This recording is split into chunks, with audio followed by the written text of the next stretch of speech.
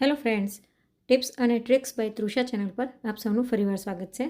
આજના વિડીયોમાં આપણે અમુક એવી ઉપયોગી ટિપ્સ જોઈશું જે રોજિંદા જીવનમાં ખૂબ જ ઉપયોગી થશે. અને પહેલાં કદાચ તમને આ ટિપ નહીં ખબર હોય, પણ વિડીયોની શરૂઆત કરીએ તે પહેલાં જો તમે ચેનલ પર પહેલી વખત આવતા હોય તો ચેનલને સબસ્ક્રાઈબ જરૂરથી કરી નાખજો અને બાજુમાં આપેલા બેલ આઇકનને ઓલ પર કરી નાખજો, જેથી દરેક નવા વિડીયોની નોટિફિકેશન તમને મળતી રહે. તો ચલો વિડીયોની શરૂઆત કરી દઈએ. સૌથી પહેલી ટિપ છે, આપણે રસોડાના જે ગેંડી આગળના નળ હોય તે અમુક ટાઈમે આવા થઈ જતા હોય છે, છાંટા ઉડતા હોય સાબુવાળા, એટલે સાથે જ બાથરૂમના નળ પણ આવા થઈ જતા હોય છે અને પાછળની ટાઇલ્સ પણ આવી ગંદી થઈ જતી હોય છે. તો રેગ્યુલર આપણે એને કદાચ જો ન ઘસીએ ને તો ડલ થઈ જતા હોય છે, સાથે વોશ બેસિંગ પણ એટલી ડલ થઈ જાય છે. તો એના માટે આપણે જે પિતાંબરી પાવડર આવે છે, જેનાથી આપણે તાંબા પિત્તળના વાસણો ઘસતા હોઈએ છીએ, તે લઈ લઈશું. આની મદદથી આપણે ઘસીશું ને તો નળ એકદમ સરસ સાફ થઈ જશે અને ચમકવા મળશે. પહેલાં આપણે નળને સહેજ પાણીથી પલાળી લઈએ અને પછી આનાથી ઘસી લઈશું.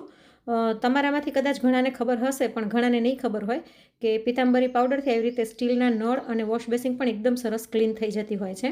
તો જો તમે રેગ્યુલર આપણે વાસણ ઉટકી લઈએ પછી આવી રીતના પિતાંબરી પાવડરથી નળ ક્લીન કરી લેશો તો નળ તમારા હંમેશા ચમકતા રહેશે.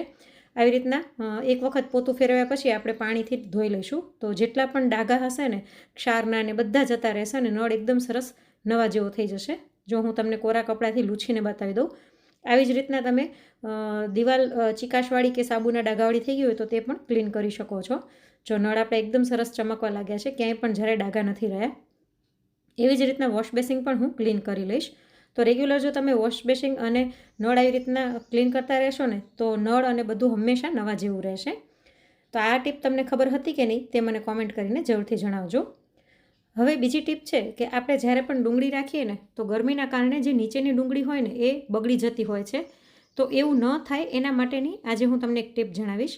આપણે છાપાના કાગળ લઈ લઈશું, મોટા મોટા કાગળ લઈ અને એને આવી રીતના ડૂચો વાળી લઈશું અને આ ડૂચાને આપણે ડુંગળીની વચ્ચે મૂકવાના છે. આવી રીતના કરવાથી ડુંગળીનો જે એસિડનો ભાગ હોય છે ને એ આનાથી ઓછો થઈ જશે. એના કારણે આપણી ડુંગળી જલ્દીથી ખરાબ નહીં થાય, ભેજ પણ નહીં લાગે.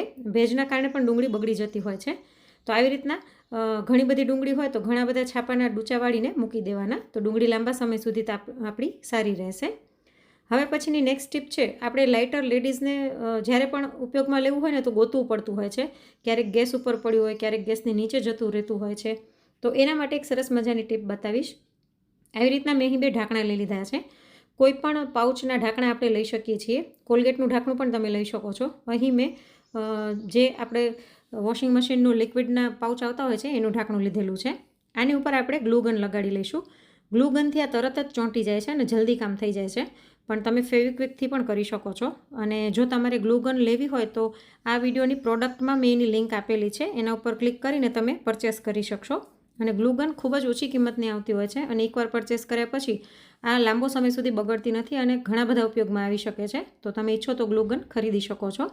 તો આવી રીતના આપણે ઢાંકણું ચોંટાડી દઈશું જ્યાં પણ આપણે લાઇટર લગાડવું હોય ત્યાં આગળ, અને બાજુમાં બીજું ઢાંકણું લગાડીશું. પહેલાં આપણે કેટલો ગેપ છે તે જોઈ લઈશું અને એ પ્રમાણે બીજું ઢાંકણું આપણે ચોંટાડી દઈશું. તો લગભગ 2 ઢાંકણા વચ્ચે 1 અંગૂઠા જેટલો ગેપ રાખીને અહીં મેં બીજું ઢાંકણું પણ ચોંટાડી દીધું છે. તો આની ઉપર આવી રીતના લાઇટર વ્યવસ્થિત રહી જશે. તો આડાવડું લાઇટર જશે નહીં અને ગોતવું નહીં પડે. ઇવન તમે આની ઉપર ચીપિયો રાખી શકો છો, કાતર લટકાડી શકો છો. આપણે રસોડામાં કાતરનો અવારનવાર ઉપયોગ થતો હોય છે, તો આવી રીતના એક ઢાંકણું ચોંટાડીને એમાં કાતર પણ લટકાડીને રાખી શકો છો. ઇવન તમે કોઈ પણ કબાટના દરવાજાની અંદરની બાજુ આ ઢાંકણું ચોંટાડી અને એની ઉપર રસોડામાં કામ આવે એવા મસોતા અથવા તો નેપકિન હોય એને આવી રીતના ટીંગાડી શકો છો. તો આ ખૂબ જ નાની પરંતુ ઉપયોગમાં આવે એવી ટીપ છે. તો આ ટીપ તમને કેવી લાગી તે મને કોમેન્ટમાં જરૂરથી જણાવજો. હવે પછીની નેક્સ્ટ ટીપ છે, આપણે કોઈ પણ ફ્રૂટ લઈએ એમાં આવી રીતની ઉપર જાળીઓ આવતી હોય છે. તો આ જાળીના અનેક અવનવા ઉપયોગ થઈ શકે છે, પણ આજે હું આમાંથી તમને એક ઉપયોગ બતાવીશ. અહીં મેં એક દવાની ખાલી પ્લાસ્ટિકની બોટલ લઈ લીધી છે. આપણે આની ઉપર આવી રીતના જાળીને પહેરાવી દઈશું અને ત્યારબાદ ઉપરનો ભાગ છે તેને અંદર આવી રીતના દબાવી લઈએ. તમે ઈચ્છો તો જે સ્પ્રે પેઇન્ટ કલર આવે છે ને એનાથી આની ઉપર સ્પ્રે પેઇન્ટ પણ કરી શકો છો, પણ હું એમનેમ જ વ્હાઇટ રાખું છું કેમ કે ઉપર કલરિંગ કે ગ્રીન ફૂલ રાખવા હોય તો નીચે વ્હાઇટ કોમ્બિનેશન સરસ લાગશે. અને એની ઉપર આપણે આવી રીતના શોપીસ રાખી દઈશું. તો આને તમે રસોડાની બારીમાં કે ડાઇનિંગ ટેબલ વચ્ચે ગમે ત્યાં રાખી શકો છો. દેખાવામાં ખૂબ જ સુંદર લાગે છે અને તમે ઈચ્છો તો આને કલર પણ કરી શકો છો. તો તો આ આઈડિયા જો તમને ગમ્યો હોય તો વિડીયોને એક લાઈક જરૂરથી કરી દેજો. હવે પછીની નેક્સ્ટ ટીપ છે, આપણા બધાના ઘરમાં આવી રીતના કોટનની થેલીઓ હોય જ છે, જે થેલીમાં આપણે શાકભાજી રાખતા હોઈએ છીએ. તો આ થેલીનો એક બીજો ઉપયોગ પણ હું તમને જણાવી દઉં. આપણે એક કોટનની થેલી લઈ અને એના ચોરસ ટુકડા કટ કરી લઈશું. પહેલાં આપણે હેન્ડલનો ભાગ અને નીચેનો ભાગ કટ કરી અને ત્યાર પછી આના ટુકડા કાપી લઈએ. તો મેં આવી રીતના આના ટુકડા કાપી લીધા છે. હવે આપણા દરેકના ઘરમાં આપણે ક્રોકરી રાખીએ ને, તો એમનામાં આવી રીતના થપ્પો રાખી દેતા હોઈએ છીએ. તો એની વચ્ચે આપણે આવી રીતના કોટનની થેલીનો એક એક ટુકડો રાખતા જઈશું. આવી રીતના કરવાથી ક્રોકરી ઘસાશે નહીં અને તૂટવાનો ડર પણ નહીં રહે અને લાંબા સમય સુધી સારી રહેશે. આવી રીતના તમે ગ્લાસની વચ્ચે પણ રાખી શકો છો. તો આ આઈડિયા તમને કેવો લાગ્યો તે મને કોમેન્ટમાં જરૂરથી જણાવજો. હવે પછીની નેક્સ્ટ ટીપ છે, આપણે સાવેણીને ક્યારેય ધોતા કે સાફ નથી કરતા હોતા. આપણે પોતું ઘરમાં કરીને રોજ પોતું ધોઈએ પણ સાવેણી કોઈ દિવસ નથી ધોતા હોતા. સાવેણીને લક્ષ્મીજીનો રૂપ ગણવામાં આવતું હોય છે, એટલે સાવેણીને પણ આપણે અવારનવાર ક્લીન કરવી જોઈએ. આપણે કચરો વાળીએ એટલે ઘણી બધી ધૂળ અને રજકણો સાવેણીમાં ચોંટી જતા હોય છે અને ખાસ કરીને અત્યારે ભેજવાળા વાતાવરણમાં તો ખૂબ જ ચોંટતા હોય છે, પણ છતાં આપણે સાવેણીને ક્લીન નથી કરતા હોતા. તો અમુક ટાઈમે અથવા તો અઠવાડિયે એકાદી વખત આવી રીતના સાવેણી ઉપર હાર્પિક નાખી અને એને ક્લીન કરવાથી સાવેણી એકદમ સરસ ચોખ્ખી થઈ જશે. એના કારણે તમારો કચરો સરસ નીકળશે અને સાવેણી પણ એકદમ સરસ ચોખ્ખી લાગશે. ખાસ કરીને બહાર ફળિયામાં વાળવાની જો સાવેણી અલગ હોય ને તો એને તો તમારે આવી રીતના ખાસ વ્યવસ્થિત ધોઈ જ લેવી જોઈએ. હાર્પિક નાખીને આપણે હળવું બ્રશ ફેરવી દઈશું બંને બાજુથી અને પછી પાણી નાખી દઈએ. હું અવારનવાર ધોતી હોઉં છું એટલે સાબુનું ફીણ છે તે બહુ ખરાબ નથી નીકળ્યું, પણ તમે જો ક્યારેય ન ધોઈ ને તો એક વખત ધોઈ જોજો. સાબુનું ફીણ એકદમ મેલું નીકળશે.